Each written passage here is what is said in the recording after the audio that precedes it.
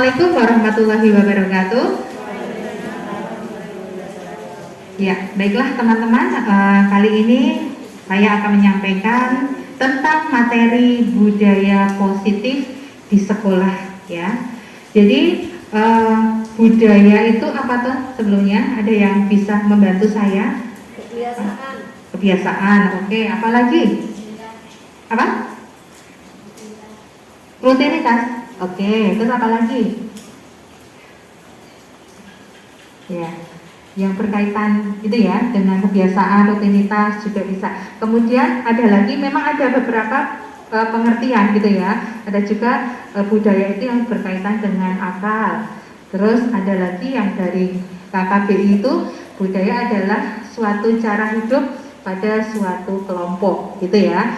Nah ini yang akan mendekati ya kelompok manusia. Nah kalau di kita di sekolah berarti kelompoknya adalah sekolah ya, kelompoknya adalah sekolah. Kemudian apakah maksud budaya positif itu ya? Budaya positif, oke, kita akan lihat dulu di slide berikutnya. Kelihatan nggak teman-teman? Maaf.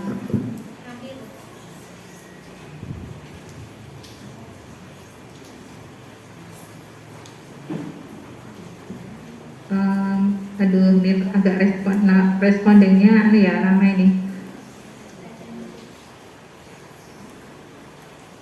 Oke. Sedikit terlihat samar-samar ya. Kita lihat dulu, ini ada dua gambar. Yang di sebelahnya ini adalah gambar, kelihatan nggak teman-teman? Ini adalah gambar seorang petani di sawah yang sedang menyemprot itu ya, menyemprot hama. Nah, kira-kira teman-teman tahu kenapa petani itu melaksanakan tugasnya, salah satunya menyemprot hama? Untuk apa? Karena tanamannya dimakan serangga. Iya, tanamannya serangga. Kemudian supaya tanamannya bagaimana Bu, harus di biar sehat. Ya, itu berarti salah satu upaya dari petani agar tanamannya subur. Baiklah. Nah, di sini itu ada dua gambar sebenarnya Bu ya, petani dan juga di situ ada sekolah ya di dalam kelas. Jadi menurut filosofi pemikiran Ki Hajar Dewantara ya, itu seorang guru itu diibaratkan sebagai seorang petani ya, seorang petani yang menuntun tumbuhnya padi, tanaman padi ya, bibit padi tadi agar menjadi tumbuh menjadi tanaman padi yang baik ya, menjadi padi nanti ya, tidak menjadi jagung dan sebagainya karena bibitnya tadi dari padi. Nah kemudian tadi salah satu upayanya ya petani tadi agar sawahnya tadi padinya tadi tumbuh dengan subur tadi bisa dengan kalau ada hama disemprot. Kemudian tanahnya bagaimana Bu? Diapakan Bu? Sebelumnya Di orang tuh tanahnya di garu luku itu loh. Siangi. Kemudian ya, kemudian diapakan lagi Bu tukurnya tadi? Dipupuk ya, itu berbagai upaya ya petani agar nanti bibit yang ditanam tadi tumbuh menjadi padi. Nah itulah analogi dari seorang guru ya, kemudian untuk menumbuhkan bibitnya. Kalau menumbuhkan bibitnya yang guru itu bibitnya apa? Kalau petani kan bibit tanaman, kalau kita yang dianalogkan bibitnya adalah muridnya.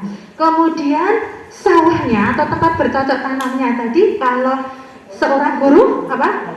Sekolah, betul, sekolah. Jadi sekolahnya.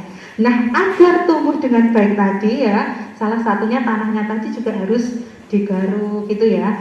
Nah untuk itu, untuk menciptakan tempat bercocok tanamnya tadi agar tumbuhnya nanti tanah juga bagus.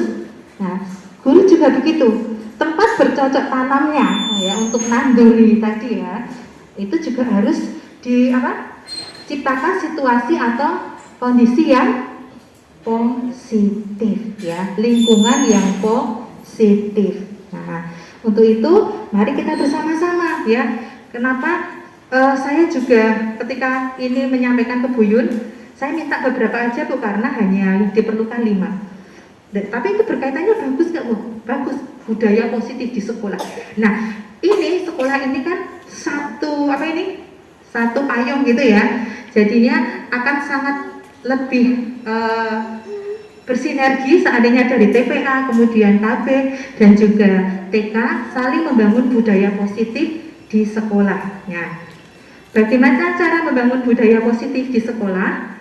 Tadi yang pertama harus menciptakan lingkungan yang positif, yaitu aman dan nyaman. Ya, aman itu ya berkaitan juga dengan fisik, sarana prasarana juga ya Bu ya. Kemudian membangun budaya positif di sekolah itu juga murid mampu berpikir, bertindak dan mencipta dengan merdeka, mandiri dan bertanggung jawab. Jadi salah satu tujuan program guru pembela itu adalah nanti adalah pembelajaran yang berpihak pada murid sebagaimana filosofi dari pemikiran dari Ki Hajar Dewantara ya. Insya Allah nanti di lain waktu mungkin Bu Kurnia akan menyampaikan juga pembelajaran yang dulu ya Bu ya, yang tentang Ki Hajar Dewantara itu bagus sekali ya. Kemudian, nah untuk membangun budaya positif tadi diperlukan beberapa cara, yaitu dengan membangun disiplin. Nah, membangun disiplin. Nah, coba kalau dalam pikiran Bapak Ibu semua, nggak ada bapaknya ya, Ibu aja ya. Sebentar, mungkin bisa ada yang bantu saya untuk jadi ini Bu, jadi asisten kursor, ya. Ya, next ya Bu ya. Nah, pengertian disiplin. Kalau dalam pemikiran Bapak Ibu-ibu, disiplin itu apa? Dengan apa? Peraturan, ya. Kemudian ketaatan, ya. Konsisten. Yang lagi Bu ya. Ya. Lagi. Ya tadi betul ya, kepatuhan, kemudian konsisten. Ada juga hukuman nggak Bu? Ya, ada ya, yang dia bilang disiplin nanti dihukum gitu ya. Ya, tata tertib gitu ya, yang berhubungan dengan seperti itu. Nah, sebenarnya apakah disiplin itu seperti itu yang dimaksud, disiplin positif itu? Nah, ini Ki Hajar Dewantara lagi ya, karena semuanya itu nanti bersumber dari Ki Hajar Dewantara. Ki Hajar Dewantara dalam kutipannya dalam buku pemikiran konsepsi keteladanan sikap merdeka, di mana ada kemerdekaan, disitulah harus ada disiplin yang kuat. Sungguh pun disiplin itu bersifat self disiplin atau disiplin diri sendiri, yaitu kita sendiri yang mewajibkan dengan sekeras-kerasnya. Tetapi itu sama saja, sebab jikalau kita tidak cakap melakukan self disiplin, wajiblah penguasa lain mendisiplinkan diri kita, dan peraturan demikian itulah harus ada dalam suasana yang merdeka. Jadi disiplin tadi berawal dari disiplin diri sendiri ya, bukan yang harus tadi ada hukuman dan sebagainya itu ya. Itu karena dalam untuk disiplin yang berkaitan dengan kemerdekaan ya.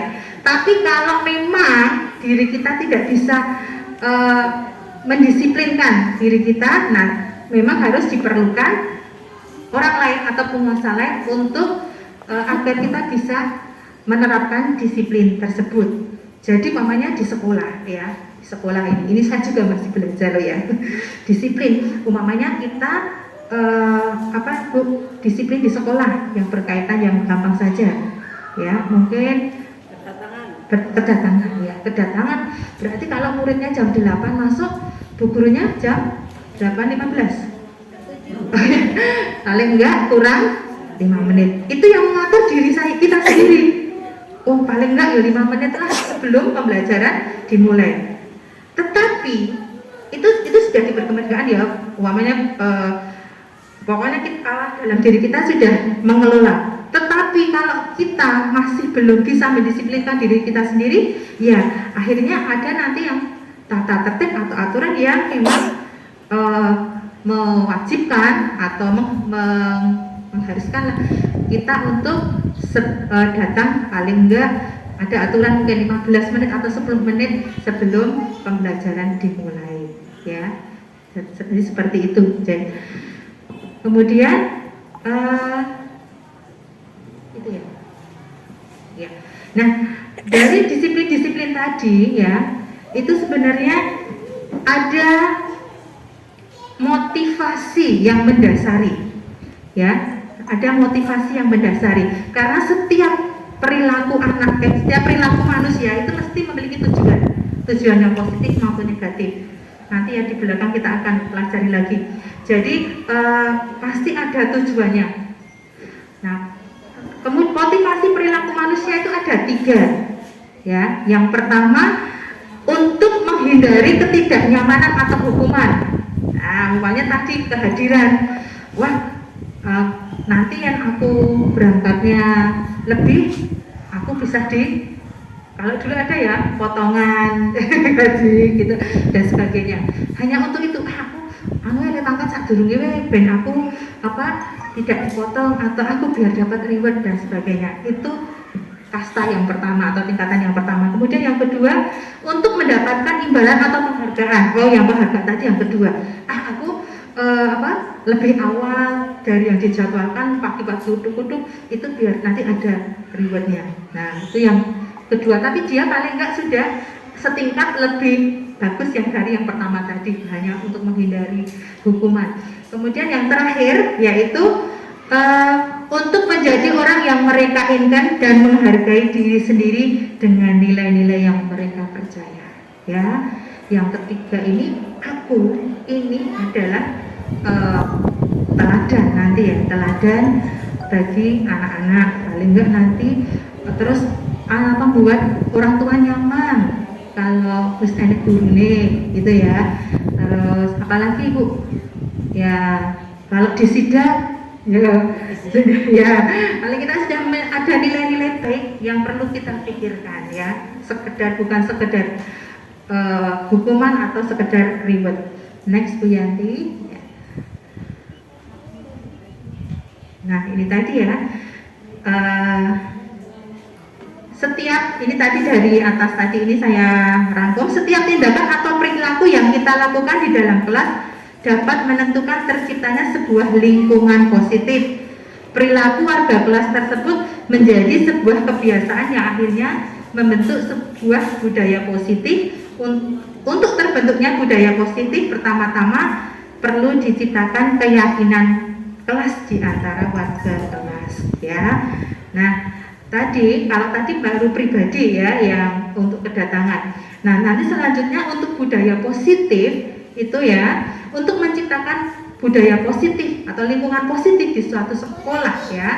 Pertama, untuk seorang guru pribadi bisa menciptakan dulu di dalam kelas, mungkin ya dalam kelas. Nah, itu diperlukan keyakinan. Apa sih keyakinan? Kalau aku belum dengar, saya juga dapatnya baru di sini. Kalau yang dulu biasanya untuk menertibkan murid dengan apa Bu? Peraturan. Iya, dengan peraturan ya. Tata tertib kelas A1, ngomongnya gitu ya. Nah, itu tata tertib.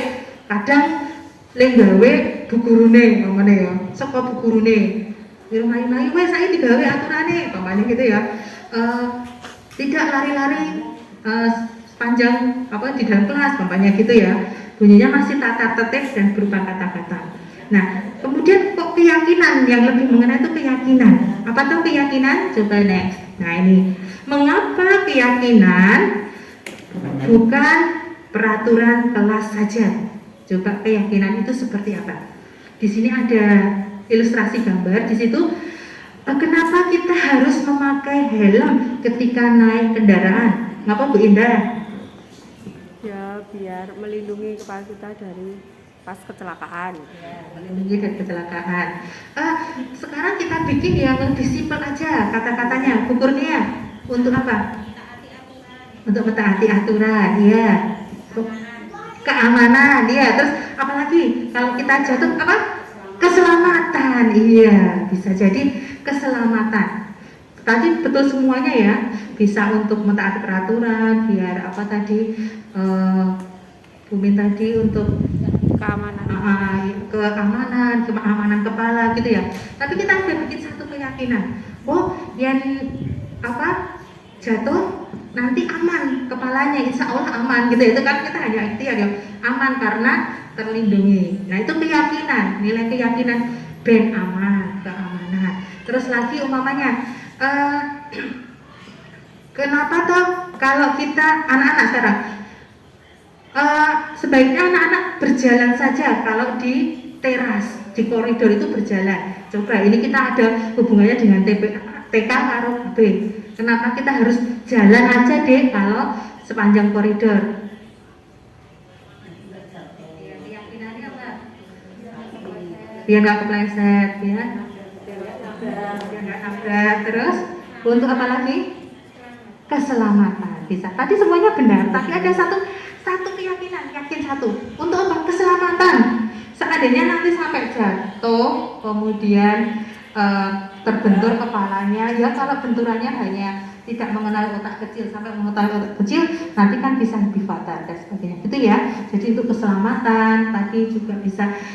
Nanti ada lagi banyak peraturan-peraturan ya yang nanti disederhanakan menjadi sebuah keyakinan. Nah di situ ini ada, di kopinya belum ada ya. Nah ini saya ada, sebenarnya kita mau jawab bareng-bareng tapi tidak terlihat, saya bacakan. Ini keyakinannya apa gitu ya. Kalau kembalikan barang ke tempatnya, keyakinannya apa? Yang mudah mencarinya. Kerapian, ya. Oke. Seperti itu ya kerapian. Jadi keyakinannya mungkin lebih pendek tadi. Biar mudah mencarinya juga betul Bu Yun. Tapi keyakinannya apa? Untuk tadi kerapian. Kemudian dilarang mengganggu orang lain. Keyakinannya apa? Bikin satu keyakinan. Menghormati orang lain. Hadir di sekolah 15 menit sebelum pembelajaran dimulai. Itu keyakinannya apa? Disiplin, ya. Bisa. Dilarang melakukan kekerasan. Untuk apa?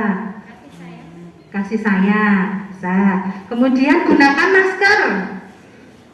Kesehatan. Nah, seperti ya keyakinannya seperti itu. Tidak tersurat dalam tulisan, tapi ada memiliki makna dan nanti itu akan digunakan. Nanti kita akan gunakan itu di dalam restitusi ya, praktek restitusi. Oke, next Bu. Ya. Nah, kegiatan-kegiatan pendalaman keyakinan kelas tadi dapat kita bentuk ya dengan umpamanya ini ada dua, yaitu kegiatan tampak seperti dan tidak tampak seperti. Ini saya memberi contoh hormat. Kalau yang tampak seperti untuk hormat itu datang tepat waktu. Tidak tampak sepertinya apa? Sering hadir terlambat. Kemudian tampak sepertinya menyapa teman dan guru setiap hari. Tidak tampak sepertinya dengan teman bagaimana? Cuek, acuh. Nah itu ya. Nah untuk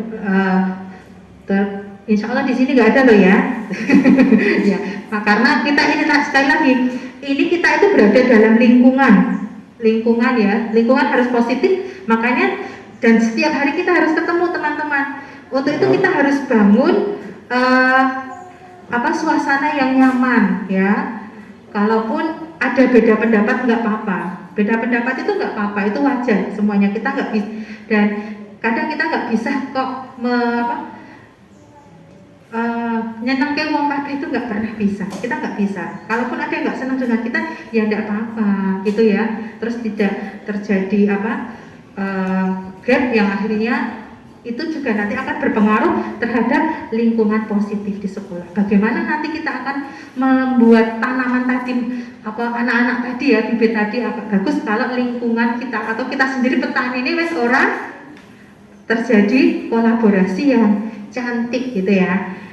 Selanjutnya tadi ada selain kegiatan tampak dan tidak tampak, yang kedua kegiatan tugas saya dan tugas kamu. Umpamanya tugas guru, tugasnya guru itu apa? Mengajar, kemudian mendidik, terus mengatur kelas gitu ya. Nah, kalau tugasnya murid belajar, kemudian mengerjakan tugas, apalagi menuruti perintah. Iya, itu ya. Jadi job description-nya antara guru dan murid itu ada, itu tampak gitu ya. Nah, next Bu. Nah, yang merah. Oke. Kemudian penegakan peraturan keyakinan kelas itu ada 3 ya. Ada 3, nanti mohon bisa di sini ada. Yaitu yang pertama dengan ada hukuman. Kemudian yang kedua ada sanksi ya. Nah, ya, hukuman, sanksi, dan yang ketiga yaitu dengan restitusi. Nah, itu adalah penegakan disiplin. Penegakan disiplin itu ada yang memakai dengan hukuman, kemudian tadi sanksi, dan yang ketiga adalah restitusi. Nah, produk-produknya ya itu ada 2. Nanti ada yang produk gagal dan produk sukses. Kalau menurut panjenengan untuk hukuman itu produk gagal atau produk sukses? Kalau kita dengan memberi hukuman, nanti itu akan memberikan produk yang sukses. Nggak tahu kalau murid anak itu pokoknya tidak mengindahkan peraturan gitu ya. Terus kemudian kita beri hukuman dia. Apakah nanti produknya itu dia itu akan sukses? Gagal ya gagal. Nah, kalau yang produk sukses itu ada 2 tadi ya, yang sanksi dan restitusi ya. Nah, itu hukuman itu tadi selain tadi produknya gagal, itu juga bisa dibaca di sini ya Bu ya. Nah, ini identitas berhasilnya ini ya, identitas gagal. Nanti bisa kita baca apa toh yang berupa hukuman itu. Nah, kalau hukuman itu pasti sesuatu menyakitkan bagi murid. Yakin nggak Bu? Pokoknya ya dia berbuat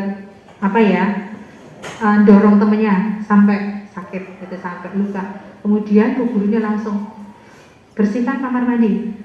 Loh, apa hubungannya padahal ya? Ya, mendorong kemudian bersihkan kamar mandi atau lari keliling. Nah, apakah anak akan kemudian setelah dihukum akan besok perilakunya tidak menyakiti temannya lagi? Anda yakin? Ya, kita nggak yakin apa setelah dihukum terus aku orang menurut teman. Andai pun dia akan tidak melakukan hal yang sama, itu hanya karena tadi ada yang motivasinya, karena dia tidak dapat hukuman, ya toh. Nah, kemudian dia juga akan tersakiti toh Bu. Dihukum itu tersakiti baik fisiknya maupun yang paling psikisnya. Ya, dihukum lari-lari wis isin ya. Dikonanu koncone kabeh memandangi ya. Terus kayaknya narapidana banget gitu ya. Nah, kalau yang sanksi, ini sanksi ini masih produk disiplin yang berhasil. Karena ini masih biasanya kalau hukuman itu kan tanpa ujuk-ujuk gitu ya, tidak tahu, ngerti-ngerti aku dihukum ya karena tadi menjatuhkan teman dihukum apalah gitu ya. Tidak tahu sebelumnya kalau aku nanti menjatuhkan teman atau menjatuhkan gelas aku akan dibegini, itu nggak tahu. Itu biasanya gurunya spontan memberikan hukuman. Tapi kalau sanksi itu masih ada kesepakatan dulu biasanya ya. Umpamanya kalau datang terlambat, umpamanya menyapu kelas, sudah tahu jadinya umpamanya aduh Bu Guru maaf saya terlambat, langsung paling nggak kalau dia sudah sadar langsung ambil sapu karena sudah ada sanksinya kan, tapi dia sudah tahu terlebih dahulu. Nah itu paling nggak tidak semenyakitkan kalau hukuman. Kemudian yang ketiga restitusi. Nah ini yang paling baik ya restitusi. Restitusi itu apa toh? Coba kita lihat restitusi itu apa. Coba Bu, lagi, ya next, lagi. Ternyata cepat ya, setengah jam ya. Lagi Bu, coba di belakang. Ya mungkin bukurnya bisa membawa restitusi ya. Nah, restitusi itu apa toh? Restitusi ada bisa membantu membacakan udah ketak ya Bu ya. Sebenarnya saya minta salah satu membacakan, mungkin salah satu bisa membacakan di sini Bu. Ya, di sini aja ya. Biar kita lebih boleh maju ke depan membacakan di sini. Siapa Bu Indah? Boleh ya. Bisa dibacakan apa restitusi itu?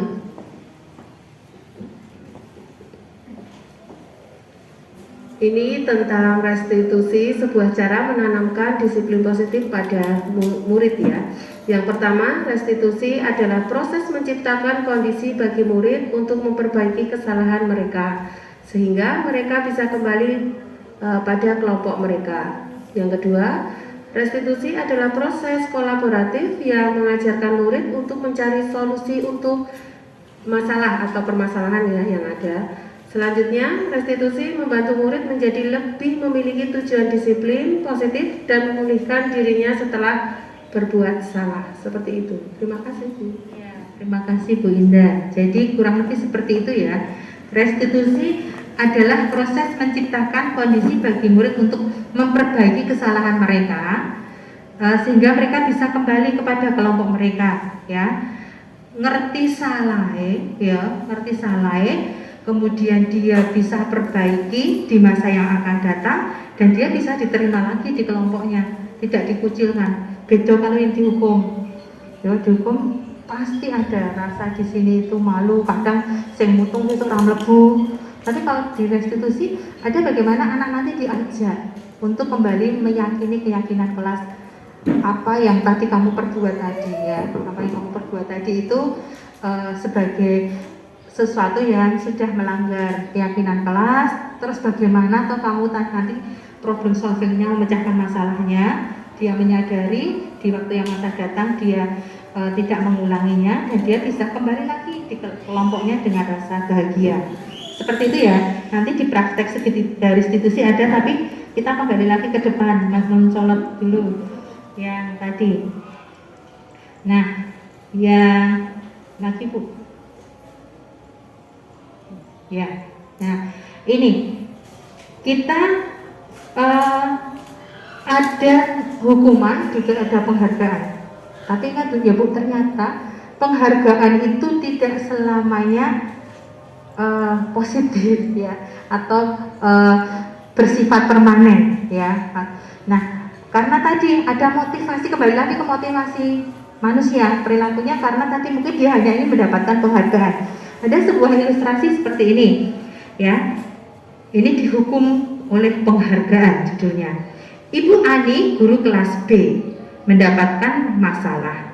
Murid-muridnya tidak bisa tertib berdiri antri di depan kelas dan selalu berebutan masuk ke dalam kelas setelah jam istirahat usai.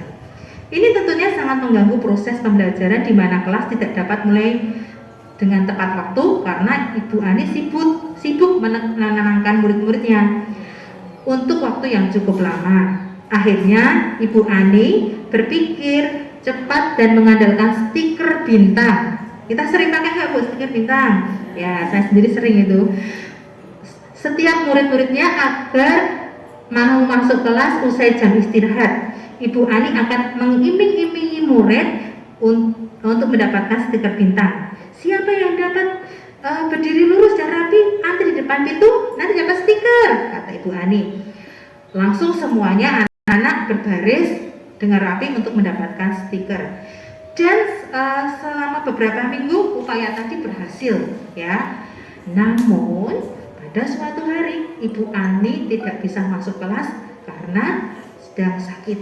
Nah, digantikan oleh temannya, Ibu Indah. Nah, temannya tadi tidak tahu kalau dalam setiap mau memasukkan barisan itu Ibu Ani menggunakan penghargaan berupa stiker bintang. Nah, Ibu Guru yang menggantikan tahu tadi bagaimana Bu anak-anak karena tidak ada Ibu Ani yang memberikan stiker bintang tadi, ya wes bali kayak biasanya rame uyuh-uyuhan dan sebagainya. Wah, itu stiker apa gitu ya. Tidak ada motivasi untuk mendapatkan penghargaan. Akhirnya kelas kembali kacau balau lagi. Nah, jadi ternyata tadi pemberian penghargaan juga belum bisa menyelesaikan masalah, bisa jadi malah sebuah hukuman karena itu tadi motivasinya, perilakunya tidak dari internalnya ya, dari eksternal aja. Jadi motivasi yang eksternal dari luar, dari stiker bintang. Kemudian lanjut, menurut Alfie Cohen, penghargaan maupun hukuman adalah cara-cara mengontrol perilaku seseorang yang menghancurkan potensi untuk pembelajaran yang sesungguhnya. Wah, ini agak bingung ya, ternyata hukuman maupun penghargaan itu juga bisa menghancurkan potensi untuk pembelajaran yang sesungguhnya. Nah, kemudian secara ideal, apa yang penghargaan sesungguhnya itu? Nah, penghargaan yang sesungguhnya adalah tindakan belajar itu sendiri. Tindakan belajar itu sendiri itu adalah penghargaan yang sesungguhnya, namun itu nanti juga akan didapat dari pelaksanaan keyakinan kelas yang baik dan juga motivasi internal dari diri murid. Kemudian, untuk mengetahui Cohen mengemukakan beberapa alasan mengapa penghargaan justru sama seperti menghukum seseorang. Yang pertama, akan memiliki pengaruh jangka panjang dan jangka pendek. Kemudian penghargaan tadi tidak efektif ya, seperti yang Bu Ani tadi penghargaannya kan tidak efektif, hanya berlaku ke Bu Ani. Nanti kalau Bu Guru lain memberi sudah beda lagi. Kemudian penghargaan bisa merusak hubungan. Pernah nggak Bu muridnya sing yo manut terus api hafalannya itu bintang lah, sing menang padahal menangnya mungkin ngurung-ngurungnya lho Bu ya, karena memang dia tipenya mungkin auditori ya. Kemudian tidak dapat terus yang itu, nah nanti bisa nggak terjadi hubungan yang kurang baik ya antara anak itu, pasti ada rasa untuk Mary gitu ya, Mary ada. Terus kadang karena kita berbaik meskipun dia tidak ikut DKI dia tambah memperbaiki hubungan. Nah, kemudian penghargaan bisa mengurangi ketepatan dan tadi penghargaan juga bisa menghukum. Nanti bisa lihat di Bu ya, di kopian saya ada nggak nanti yang itu untuk lebih jelasnya. Nah, ibu-ibu yang saya hormati, tadi ya kita ketahui bahwa perilaku itu, setiap perilaku memiliki tujuan ya. Kita pasti ngopo to bocah iki kok pas pelajaran melayu-melayu gitu ya. Terus ngopo to kok bocah iki teriak-teriak gitu ya. Nah, perlu bagi seorang guru untuk mengetahui. Jadi tidak langsung menghukum atau menyamaratakan dengan teman-temannya. Hafalan duduk orang melayu, orang teriak-teriak. Tidak seperti itu ya. Jadi kita perlu tahu dulu motivasinya dia berteriak-teriak atau putar-putar ketika teman-temannya sedang hafalan. Nah, itu ada 5 kebutuhan dasar manusia ya Bu ya. Yang pertama mungkin apa? Kebutuhan dasar dari manusia yang paling mendasar. Kebutuhan untuk apa? Ya, bertahan hidup. Misalnya apa Bu? Untuk bertahan hidup perlu ya, ini kebutuhan dasar sekali nih. Untuk kita bisa tetap hidup ini kebutuhan primer ya. Apa saja Bu kebutuhan kita untuk hidup? Makan, minum, ada pakaian ya, itu ya, itu kebutuhan kita yang harus dipenuhi. Setiap anak, setiap orang manusia itu memiliki kebutuhan yang itu untuk kebutuhan survival atau kebutuhan bertahan hidup. Kemudian yang kedua untuk kesenangan ya, ada kebutuhan kesenangan atau fun. Yang ketiga cinta dan kasih sayang. Yang keempat kebebasan.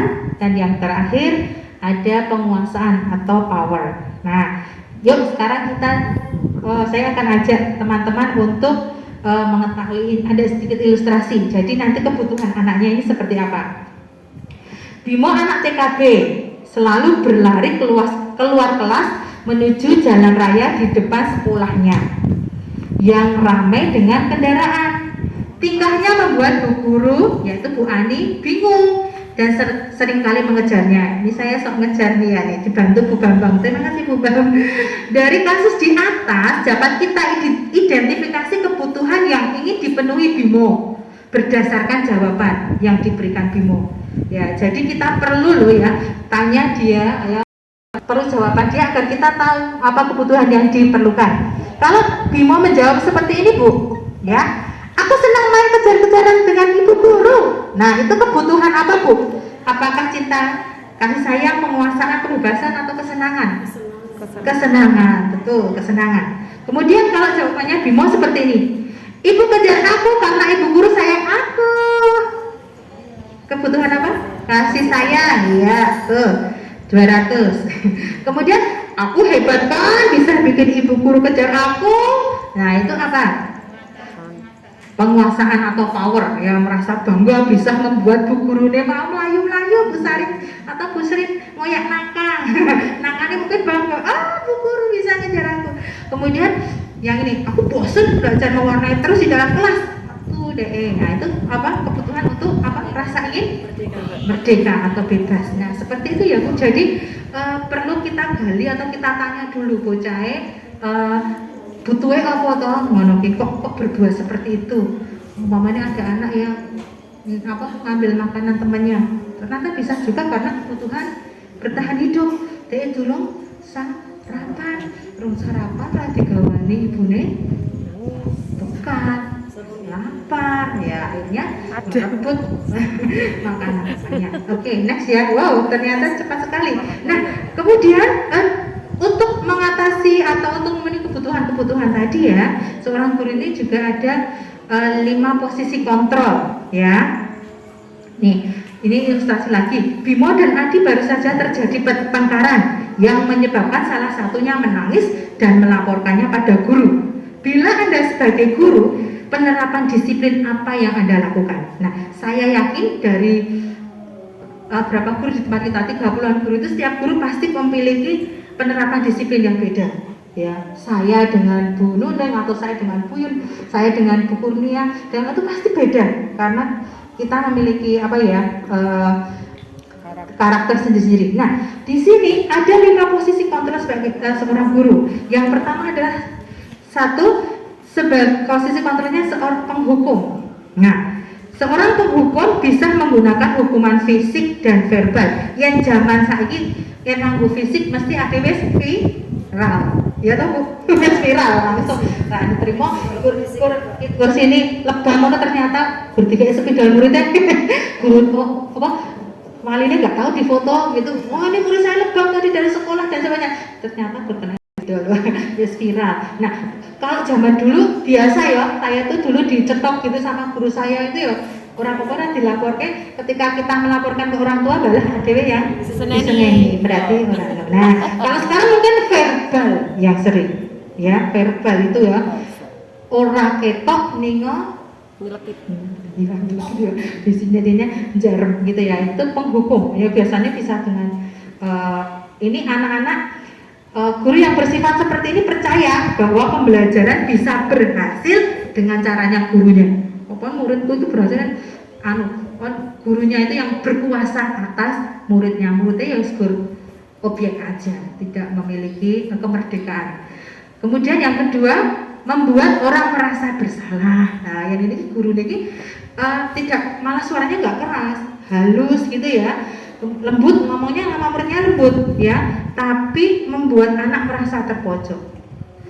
Kadang kita sebagai orang tua ya aku mungkin halus anakku, tapi mungkin dalam hatinya ya Allah dek, itu ngomongnya itu halus nih nyelek. Nah itu anak langsung merasa sudah diem, merasa bersalah gitu ya. Orang banter, orang sing krungu nih anaknya sing merasakan langsung merasa bersalah. Kemudian yang ketiga, ini sudah sepakat lebih lagi positif sebagai teman. Nah Nah, ini gurunya supaya temennya kayak kancane kita kan friend gitu ya. Nah, di sini posisinya nggak menyakiti anaknya, malah sudah wes kayak friend aja. Tapi ketika anaknya berbuat salah, gurunya paling aduh deh, coba tahu buat masaknya bu guru tadi ya Allah. Nah, apa jadi orang-orang aku ya aku yang gue kerangan wae terus aku sekali bapaknya kaki. Ya, seperti itu, tidak menyakiti supaya konco gitu ya, tapi tetap berusaha mengontrol anaknya dengan cara persuasif. Yang keempat yaitu posisi kontrol sebagai monitor atau pemantau. Pemantau ini berdasarkan nanti dengan peraturan ya, dia ya kayak pengawas kayak lah, dengan aturan-aturan ya. Untuk kowe nganu aturan iki ra etuk lho ya. Nganu oh dia menggunakan tata tertib dan aturan.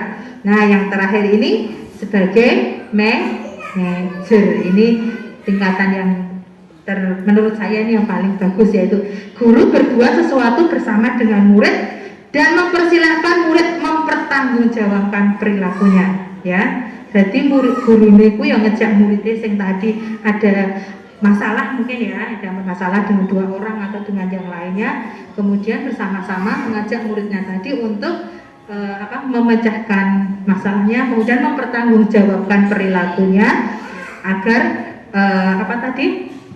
tidak diulangi lagi dan agar dia bisa diterima lagi di kelompoknya. Ibu ya 15 menit lagi, insya Allah tak cepet ya. Kemudian nah, kita kembali lagi ke tadi ya.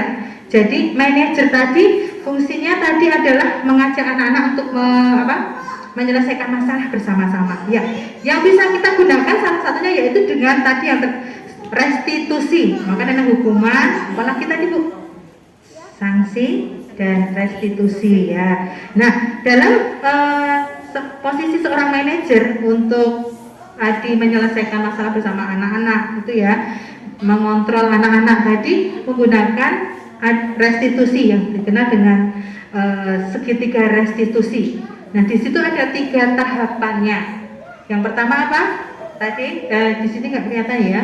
Yang pertama adalah validasi tindakan yang salah, divalidasi tindakannya ya. Di sini ada contohnya Bu, nanti kita bisa baca. Validasi tindakan yang salah. Kemudian menanyakan keyakinan kelasnya, berarti validasi tadi kesalahan yang nggon opo tadi ya bersama anak-anaknya. Kemudian ditanyakan yang perbuatanmu koyo ngene iki sesuai atau dengan keyakinan kelas.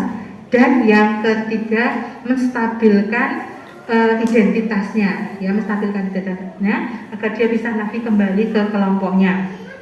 Di situ nanti silahkan nanti bisa dibaca lebih lanjut ya, itu ilustrasinya.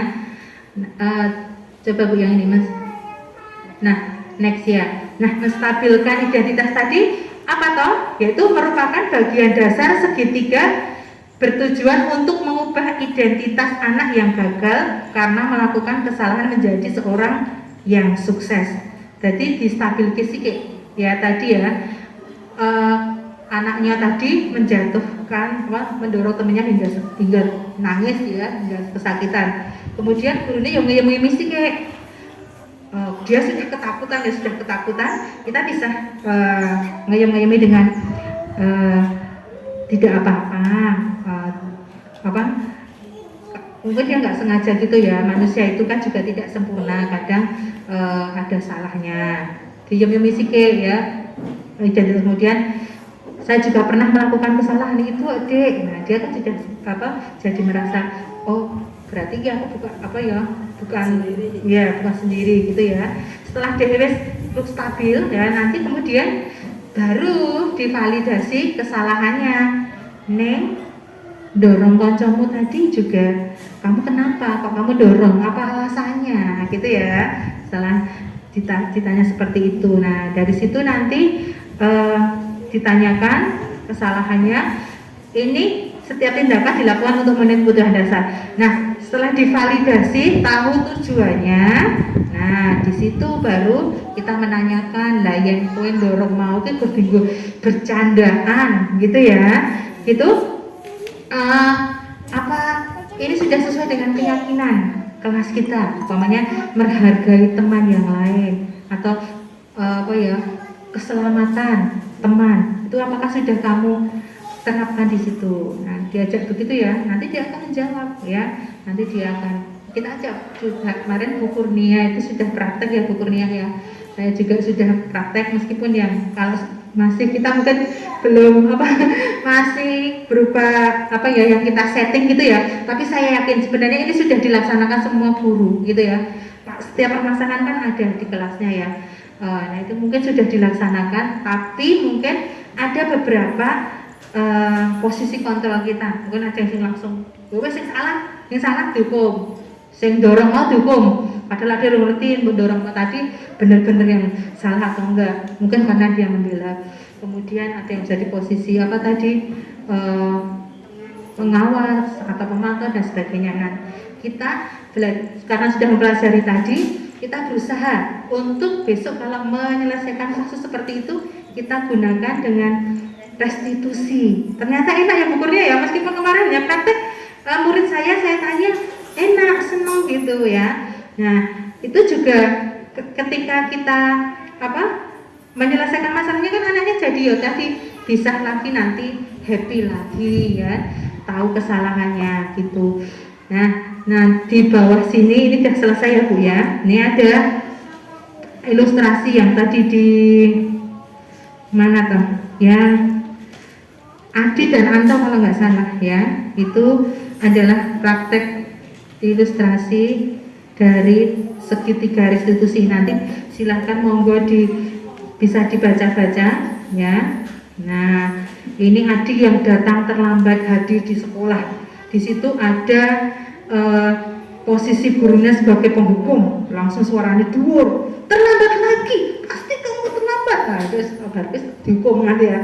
Nah di situ nanti silahkan dibaca-baca, dan ini sebagai referensi kita, juga sebagai pengetahuan diri saya ini saya yakin ini pasti kita dihadapkan dengan seperti itu ya, mungkin hampir setiap hari. Nah untuk itu monggo sebagai produk dari kegiatan pada siang hari ini, saya mengajak teman-teman ya untuk mungkin bisa menuliskan gitu ya salah satu kejadian yang dialami mungkin dalam, kita bikin challenge aja, tapi nggak harus dikumpulkan ke saya, nggak perlu. Challenge yang pertama untuk diri kita sendiri, kan tadi disiplin itu yang paling banget adalah self disiplin ya. Oke, saya bikin challenge untuk diri saya dan teman-teman. Ini kalau dalam pembelajaran menulis ada yang pertama itu adalah seperti makayam, jadi kita belajar menulis 21 hari. Nulis nulis apa wae dalam 21 hari, atau seperti itik ayam menetas itu ya. Nah, saya bikin challenge ke teman-teman 1 minggu atau 2 minggu, silahkan bikin praktek restitusi. Buat diri sendiri tidak apa-apa, kalau mau dikumpulkan ya bagus, nanti bisa kita untuk belajar bersama ya. Kita coba bikin satu kasus yang ada di Panjenengan, bikin ilustrasi pendek saja, namanya nanti benar-benar ditulis di situ, kemudian coba praktekkan segitiga restitusi tadi ya, yaitu memvalidasi dulu tindakannya anaknya, kemudian menstabilkan identitasnya, yang ketiga yang kedua menanyakan menstabilkan dulu ya, yang terakhir menanyakan keyakinan kelasnya. Seperti itu ya. Ya, insya Allah ya. Iya, okay. Apalagi nanti tanggal 25 November kita Hari Guru. kita bikin produk satu, yaitu membuat ada satu produk yaitu restitusi, segitiga restitusi. Siap ya Bu? Insya Allah. Nanti dibuat buku sama Bu Indah.